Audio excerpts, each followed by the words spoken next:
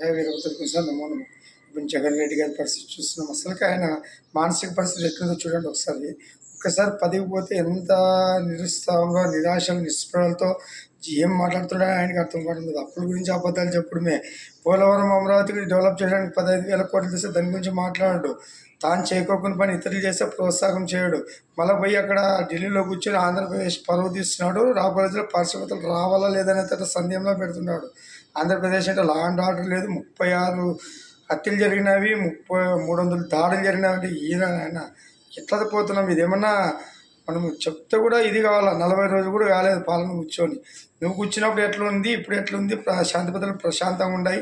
ఇప్పుడు మనకి సంక్షేమం అంటే వృద్ధాప్య పింఛన్లు, మౌలిక వసతులు ఇస్తే చాలన్నా. మాకి పోలవరం కావాలా. పోలవరంతో రైతులు బాగుపడతారు, అమరావతితో నిరుద్యోగులు బాగుపడతారు. ఫస్ట్ భావితరానికి మనము వెలిగిద్దాం.